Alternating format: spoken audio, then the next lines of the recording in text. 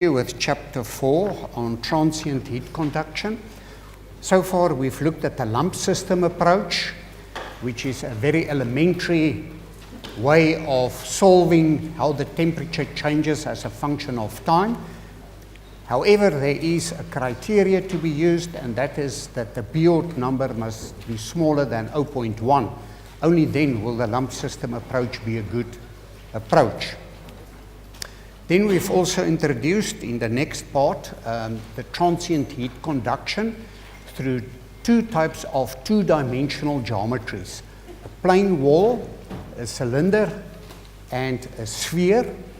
The solutions of those three geometries are complex. The one for the plane wall is in your textbook, and we spoke about the results which are typically summarized in table 4.1. There's the results for a plane wall and a cylinder and a sphere, and you can see that the solution theta, the non-dimensionalized temperature, is the sum of n equal 1 to many terms. And the lambdas are the roots of those solutions, and we can further make them easier. It has been found through many calculations that if the non-dimensionalized times are larger than 0.2, then you only have to use the first term of the series, n equal 1. And if you want the solution in the center, where x is equal to 0, then some of the terms, or r is equal to 0, then some of the terms would also disappear, and that would then be the solutions in the center, and that would be the general solutions if tau is larger than 0.2.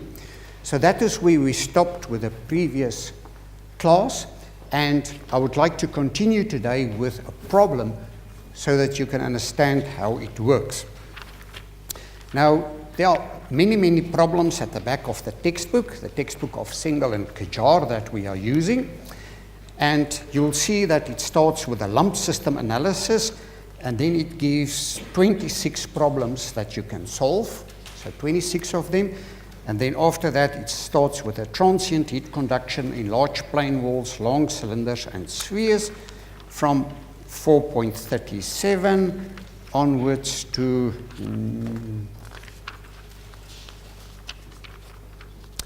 4.78, and then it starts with transient heat conduction in semi-infinite solids. So there are more than enough problems that you can select from. Now if you look at the problems, you will see that it is typically a steel rod that needs to be cooled. It is a copper rod, or a spherical shell, or a carbon steel ball, etc. So many of them might be a little bit boring. So I'm going to select one which is a little bit new in terms of what we normally do in mechanical engineering, and that is the case of a dead person. Okay, somebody has been found dead.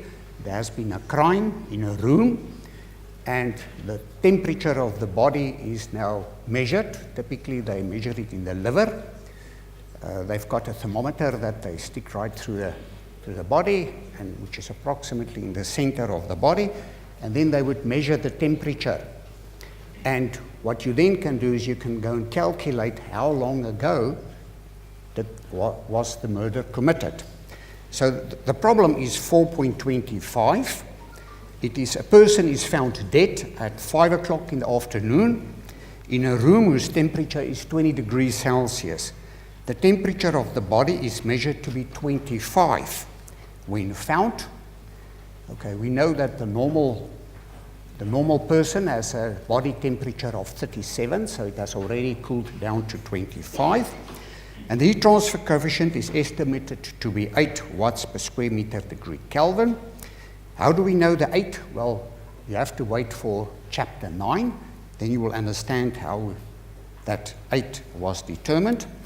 And then they say you can model the body as a 30 centimeter diameter and 1.7 meter long cylinder, and using the lump system analysis as a rough approximation, estimate the time of death of that person.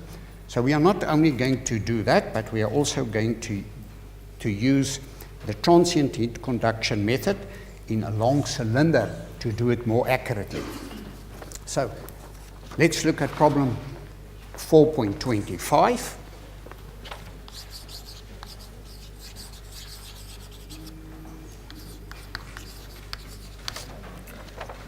Okay, so here's the body. They say we can assume it has a diameter of about 300 millimeters and a length of about 1.7 meters. And the heat transfer rate would, of course, be from the body to the room. The room temperature, T infinite, is equal to 20 degrees Celsius. The heat transfer coefficient is equal to 8 watts per square meter degrees Celsius. And the temperature in the center was found to be 25 degrees Celsius. It was measured with a thermometer.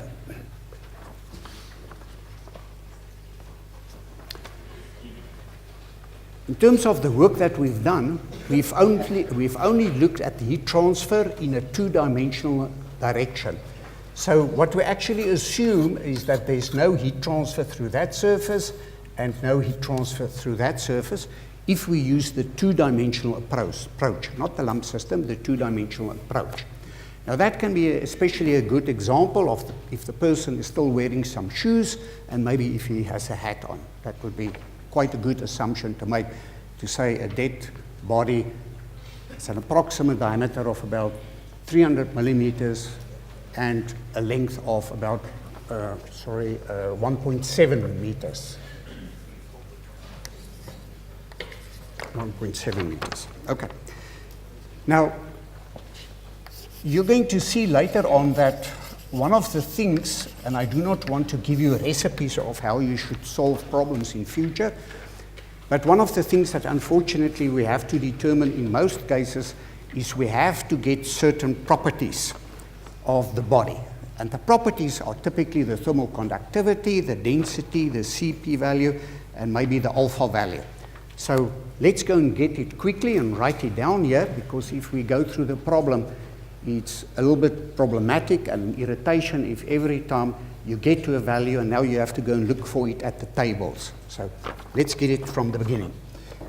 Now, if you go and look in your textbook, you will see that there are tables at the back, and by the end of the semester, you will know exactly which table to use.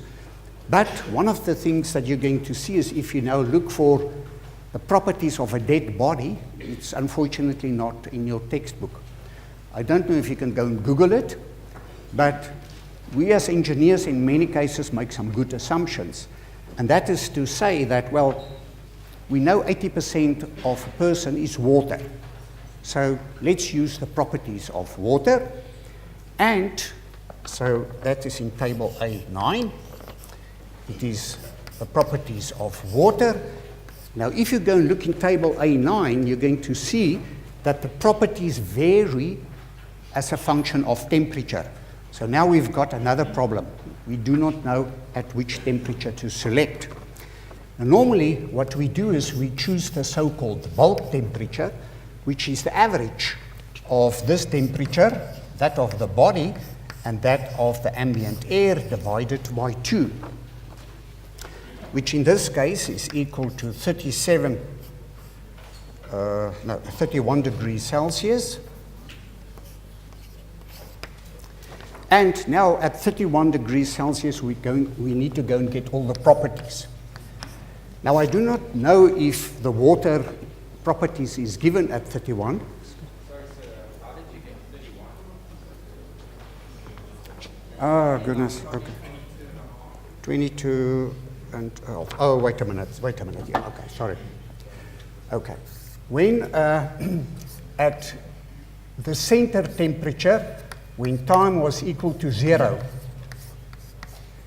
the body temperature, if it's a healthy person, should be 37.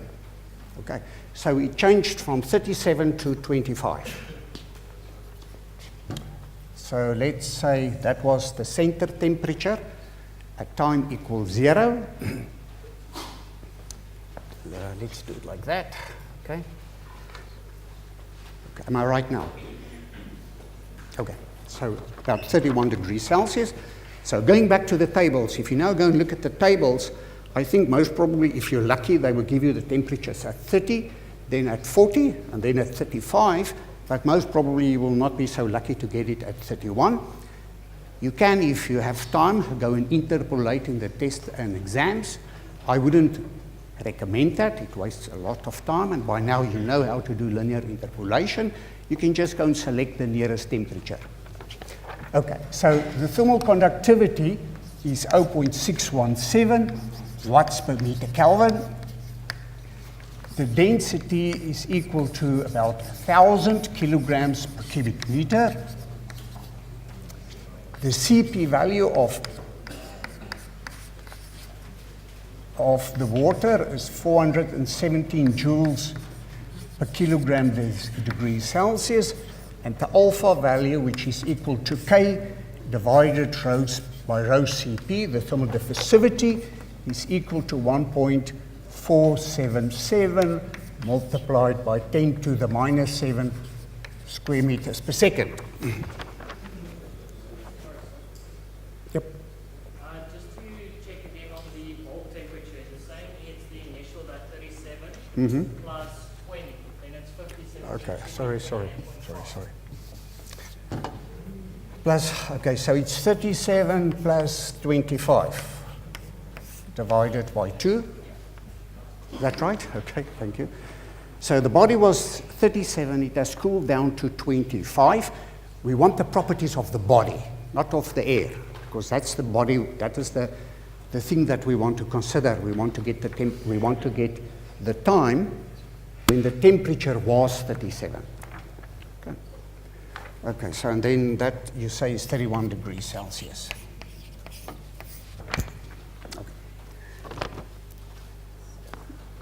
Okay.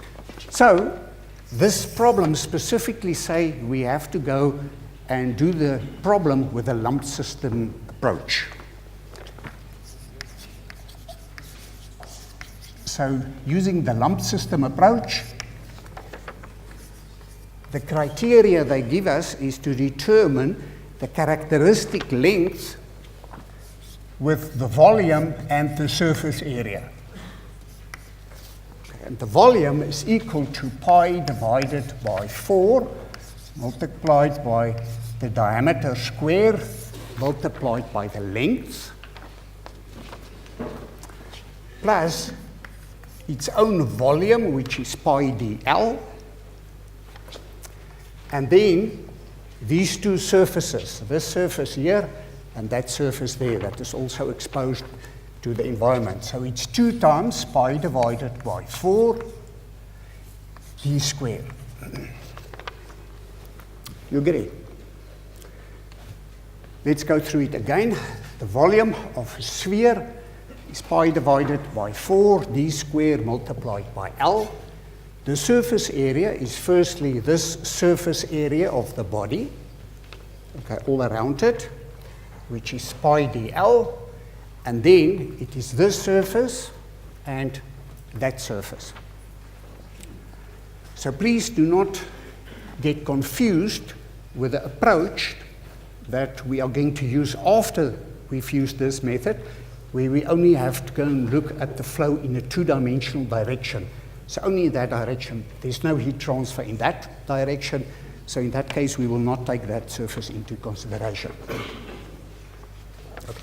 So if you go and put in the values of the diameter, which is 0.3 meters, and the length, which is 1.7, I do not have to write it out for you, then the characteristic length is 0.0689 meters.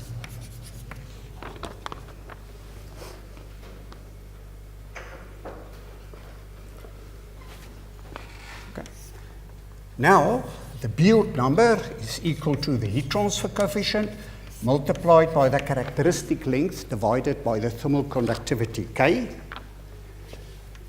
The heat transfer coefficient is 8. The length is 0.0689. And the thermal conductivity is 0.617, and it gives us a Biot number of 0.89.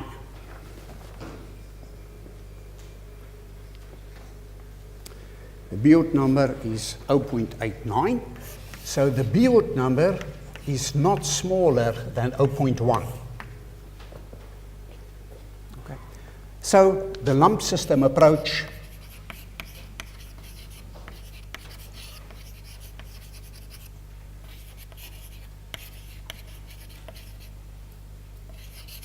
is not valid.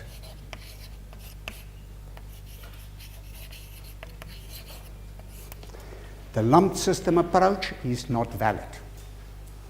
But just because we are curious, let's go and calculate it and see what it predicts. Okay, so the lumped system approach would say that the non-dimensionalized temperature, which is the temperature at time t minus the environment divided by the initial temperature minus the environment is equal to e to the minus bt, where b is equal to the heat transfer coefficient multiplied by the surface area, rho the volume, and Cp. Okay. All those things are elementary to go and calculate. The heat transfer coefficient is 8. Surface area is that part there. The density is 1,000. The volume is equal to that term there, divided by Cp. And as a matter of fact, we can also write it as H multiplied by rho, the characteristic length, and Cp, because that is equal to the characteristic length. I'm not going to do it for you. It's very elementary. So it is equal to 2.778 multiplied by 10 to the minus 5 per second is the units of B. Why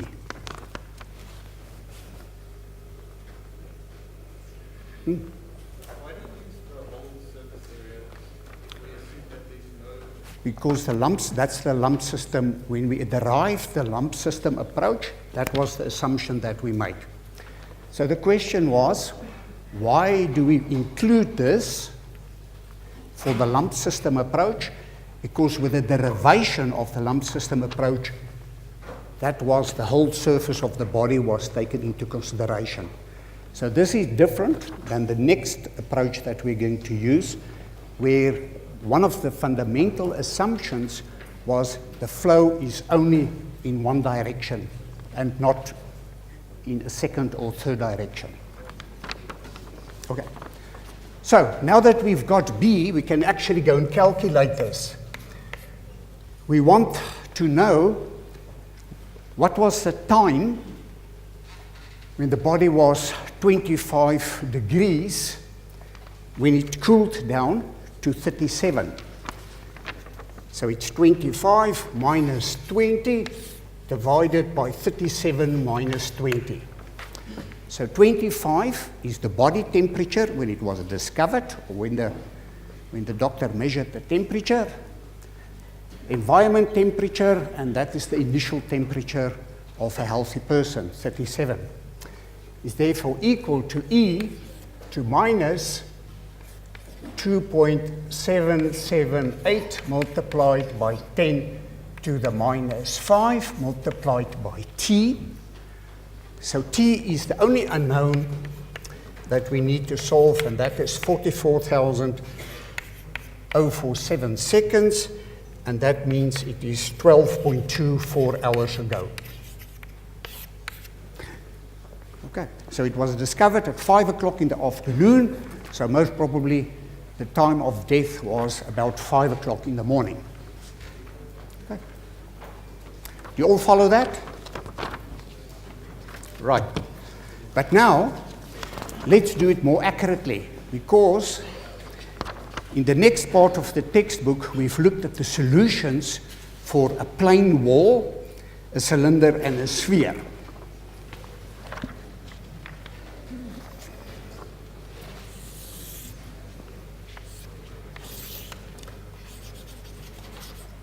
So this is the analytical, more accurate approach.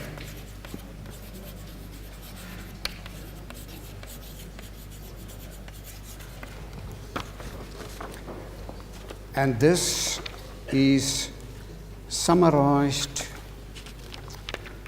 in 4.2.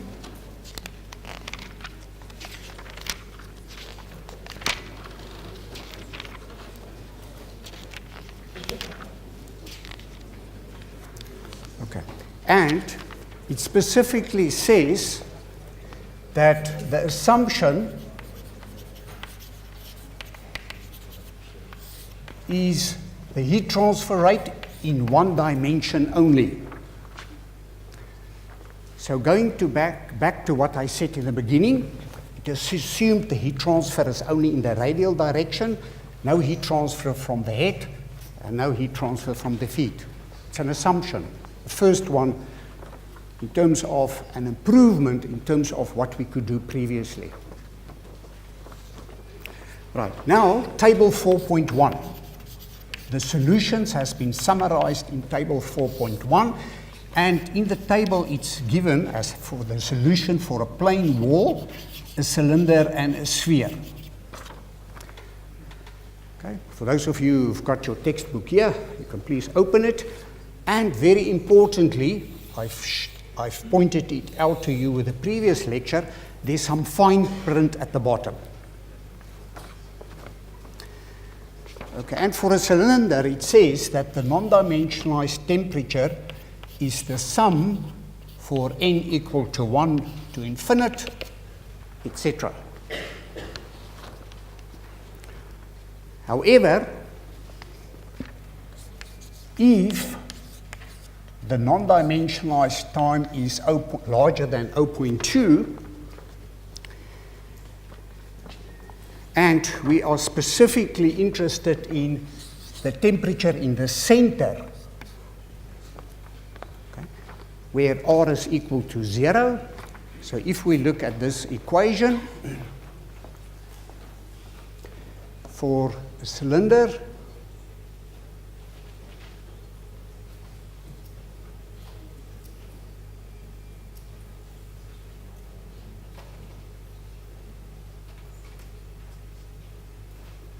there it is. Okay, so there you can see for a cylinder, the solution is dependent on R divided by R0. Now R0 is the half of is 150 millimeters, but the temperature in the center is where R is equal to 0. So for that reason, some more terms will disappear. And the solution now looks much more user-friendly. I can say that. T0 minus T infinite, Ti minus T infinite is equal to A1 e to the minus lambda 1 square multiplied by the non-dimensionalized time. So it doesn't look so scary anymore.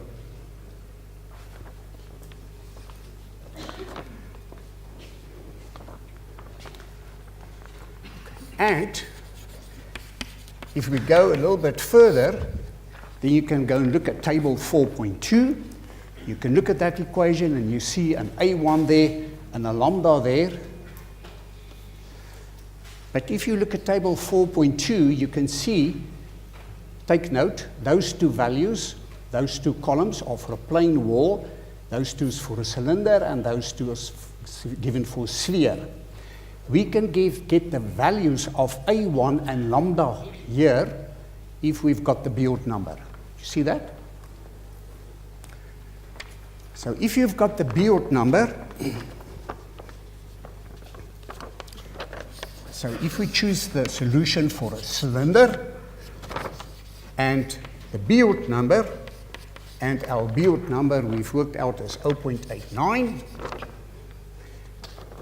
so let's assume it is about 0.9, then you can go and look in the table 4.2, and you'll see that lambda 1 is equal to 1.2048, and A1 is equal to 1.1902. And we're going to assume the non-dimensionalized time is larger than 0.2, because we need the time to calculate the non-dimensionalized time. So we cannot calculate it now. We are going to assume it, and we will check it later.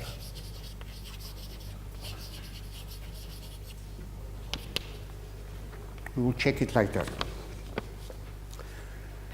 Right, so coming back to the equation, look how easy it is. The non-dimensionalized time is T0 minus T infinite divided by Ti minus T infinite is equal to A1e to the minus lambda 1 square multiplied by the non-dimensionalized time tau. And now we can go and substitute the values. The temperature at the center is 25. The ambient temperature is 20. The initial temperature of the body was 37 minus 20 is equal to A1, which is 1.1902, e to the minus lambda, which is 1.2048 squared, multiplied by the non-dimensionalized time. Lambda, there it is, 1.2048, and A1, 1.902.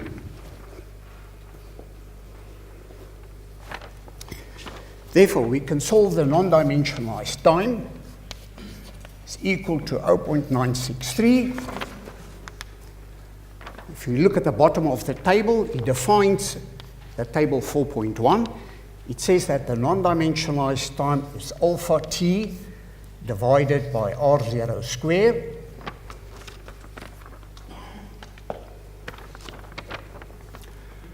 Alpha, and now you understand why we got alpha from the properties. Otherwise, you will have to stop here and go and calculate it as k divided by rho Cp is equal to 1.477 multiplied by 10 to the minus 9 multiplied by time divided by the radius 0.15 squared. The time is the only thing that we need to solve, and that is equal to 147,727 seconds, and that is actually 48 hours ago. Okay. So quite a huge difference.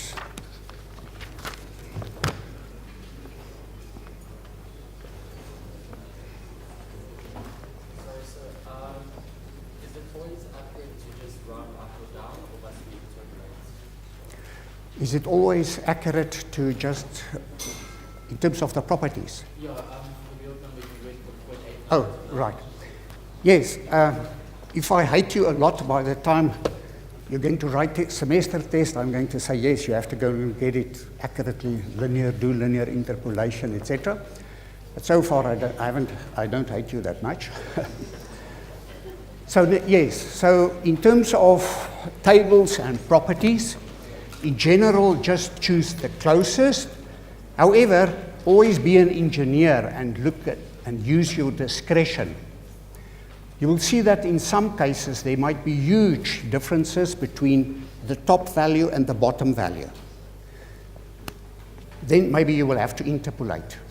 And yes, in industry, most probably you're going to interpolate if you want to solve this thing accurately, or if you're working in the medical field and you want to know more accurately when the dead body, when the person, what was the time of death?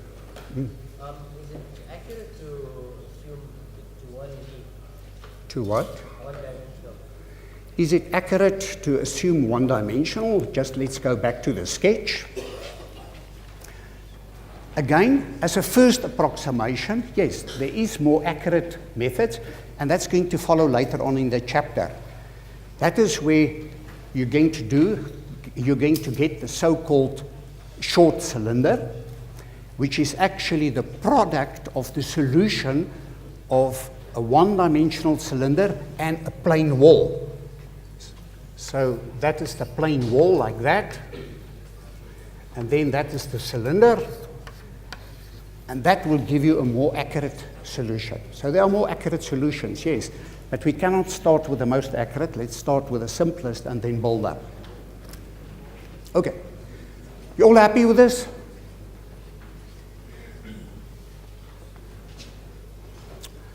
Ladies and gentlemen, this is all wrong.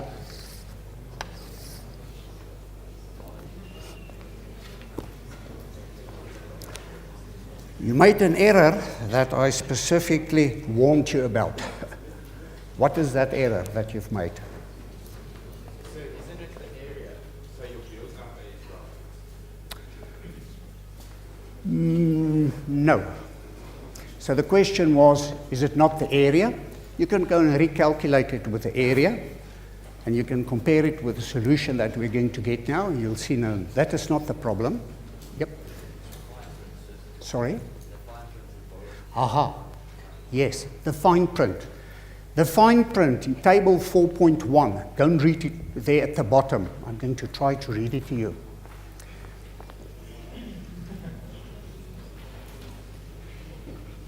It says, okay, where the non-dimensionalized temperature is la la la, then it gives where the Biot number is equal to HL divided by K, or H multiplied by R0 divided by K. I hope you remember that I said that for the calculation of the Biot number, you cannot use the characteristic length. You have to use what they prescribed, and they say it should be the radius. So where previously this was 0.06, it must be 0.15. So calculation of the Biot number is incorrect. Now this is a trap that many of you are going to fall into. So the Biot number of 0.989, the calculation of that for the lump system approach is that the characteristic length is the volume divided by the surface area, which is equal to 0.0689 meters. It should be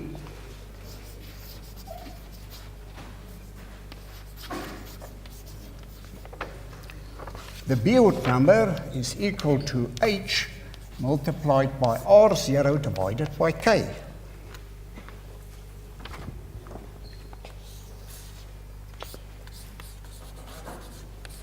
Table 4.1 in the fine print. You always have to read the fine print very well and make sure on what characteristic length is being used and which dimensions are being used. So, if we now calculate it with this way, the Biot number is then equal to the heat transfer coefficient, which is 8, multiplied by the radius, which is 0.15, divided by the thermal conductivity, which is 0.617, we get a Biot number of 1.944,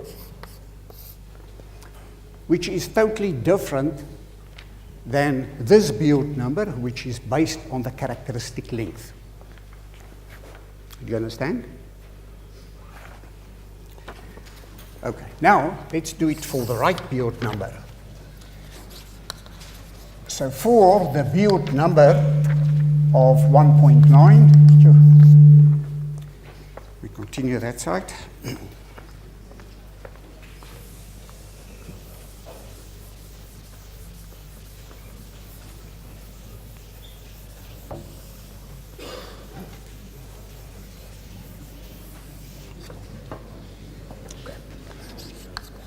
So for the Biot number of 1.9, lambda 1 is equal to 1.5995, and A1 is equal to 1.3384.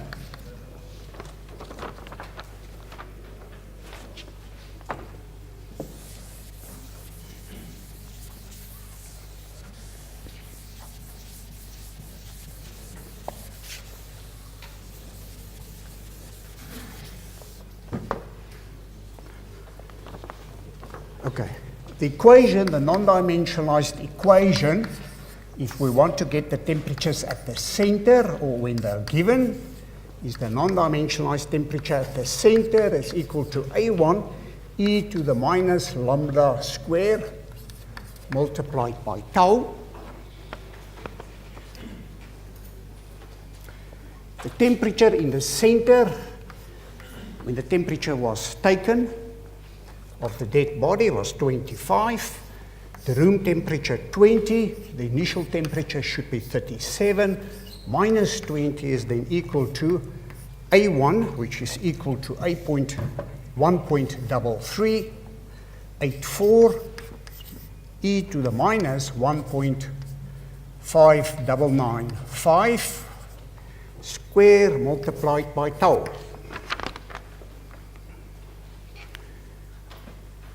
If we now solve tau, excuse me, then tau is equal to 0.6466. So tau is larger than 0.2, so our assumption that we've made is correct and we can be relieved. We only have to calculate the first term. We do not have to go on from n equal 1, 2, 3, etc., and then add the solutions together. So the non-dimensionalized time is equal to alpha t divided by R0 squared. Again, it is underneath table 4.1, it's defined there. So tau is equal to 0.6466 is then equal to 1.477 multiplied by 10 to the minus 7, t divided by 0.15 squared, and now we can determine the time as 98,517 seconds ago, which is equal to 27.37 hours.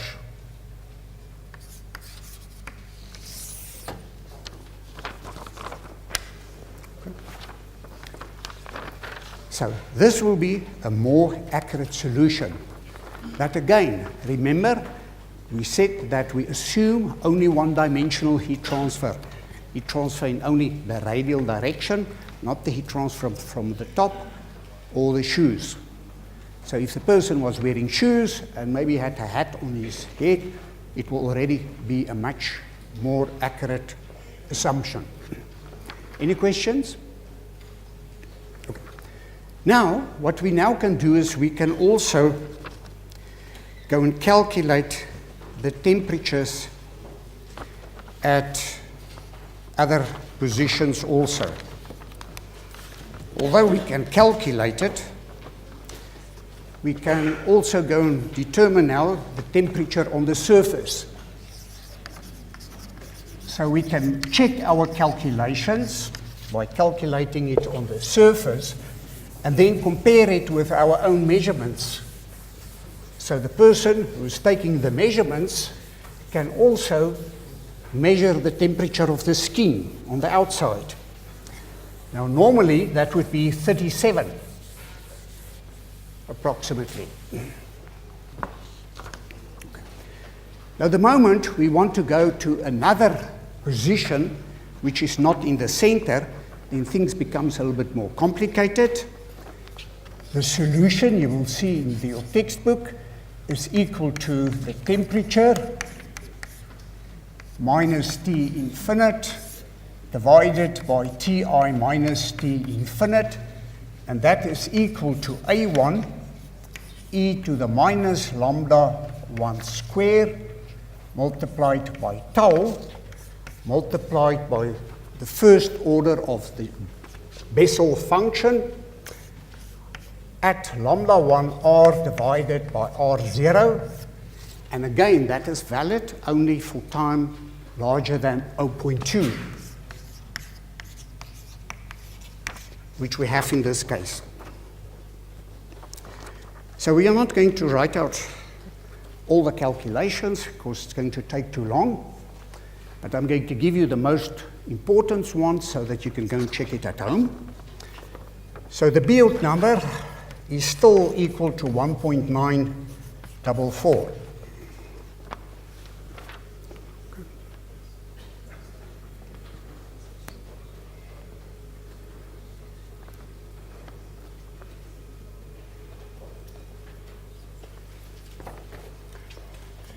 But now, what is going to be different is the calculation of J0, which is at lambda 1 R divided by R0. I want to show you that. So lambda 1 you're going to get from the table. R is now going to be 0.15 divided by 0.5. So this value is going to be J0. Lambda 1 is 1.995 multiplied by the radius, which is 0.15. That is where we want the solution, divided by the radius, so that cancels out. So we are interested in J0 at a value of 1.5995. Now, many students, when you look at this work, it will look very simple to you. However, in the test and exam, when you now suddenly see in the table but you need a value of eta, then you're going to get a fright and you're going to look now, where is eta? So eta is just that value there. Okay? And if you go and look in table 4.3, the solutions of the Besselt numbers are given there. Table 4.3 as a function of eta, which now in this case is 1.599. So it is approximately at 1.6. If you can go and get the solution at 1.6, it would be fine.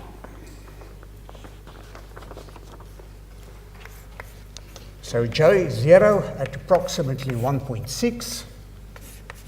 Table 4.3. And that value is equal to 0.4554.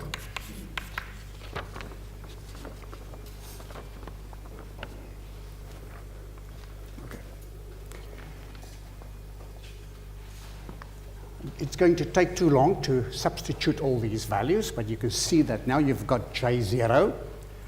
Lambda 1, you get from the Biot number in the table, A1 also, and you need to do the substitution of all the temperatures, and now you're going to do it for a certain time, and we've already calculated the time. The time of death is when the non-dimensionalized solution is equal to 0.963. So the only unknown is the temperature on the surface, so you can calculate the temperature on the surface. That is now at RT, which is equal to 26.4 degrees Celsius.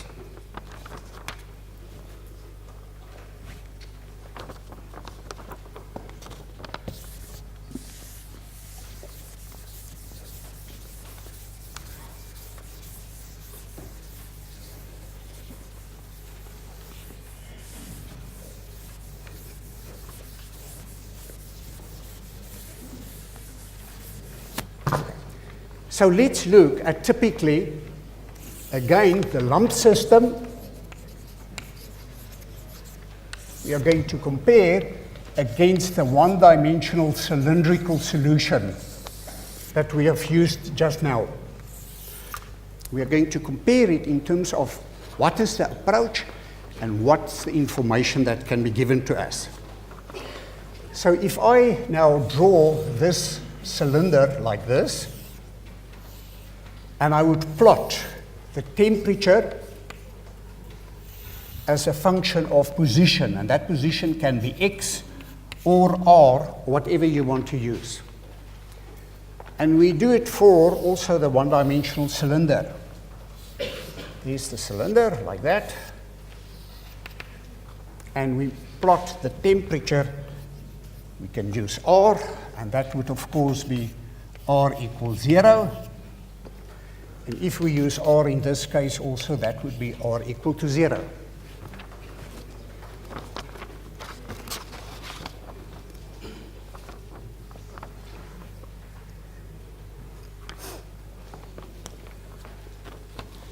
In terms of the solution that we would get for the lump system approach, we are going to get a solution of that temperature being 20 and temperature there of 25 and then 20. That is typically what we say happens in the lump system approach. With a cylindrical approach, this is 20, that is 20, and then very close to the body, the temperature would suddenly increase to this value of 26.4. So there's 26.4, like that. A very, very thin boundary layer. 26.4, and it will reach a value of 25 here, something like that. So that's what the two different solutions are all about. And this would be at the solution for a time equal to 12.24 hours. And this one would be the solution for, was it 27.4 hours ago. So the solutions are totally different, and the approaches are also totally different. But let's also look at the initial temperatures. With this one, this temperature was 20, and then that temperature in the body was everywhere 37. So that would be T equals 0. 25 below 26.4. I beg your pardon?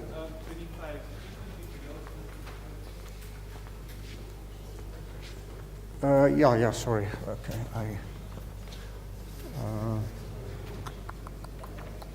okay, so there's an error in here. Okay, so this temperature cannot be 26. It must be somewhere between 20 and 25. So it's me writing so ugly, it's 22. 22.4. So that temperature there, 22.4, something like that. Okay, coming back to, in this case, the temperature distribution was something like that. It would increase to the surface to about 30 and reach a maximum peak there of 37.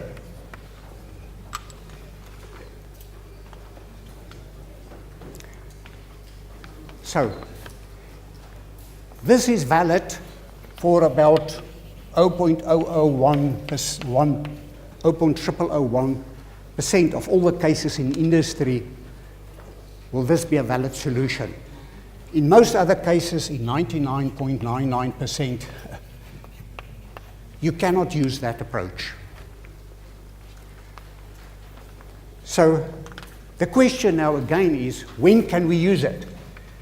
And the solution lies in the Biot number. The Biot number is equal to HLC divided by K. So there are three criteria. First one is we need the heat transfer coefficient to be as small as possible. Typically, the smallest heat transfer coefficients are in natural convection. You're going to see it later on in chapter 9. There's not a fan or a pump pumping something over it. So we want small heat transfer coefficients. Also, when the geometry of the body is small, then the Biot number will be small. And thirdly, If the thermal conductivity is very high, then that would be a very, very good solution. So since it's Valentine's Day, what will be a good solution today? Thermal conductivity very, very high is diamond. Diamonds are normally small. And if you would go and heat it up to 100 degrees or 200 degrees Celsius before giving it to your partner, in air, in a natural convection environment, then that would be an excellent solution. That is typically what's going to happen. Any questions, ladies and gentlemen?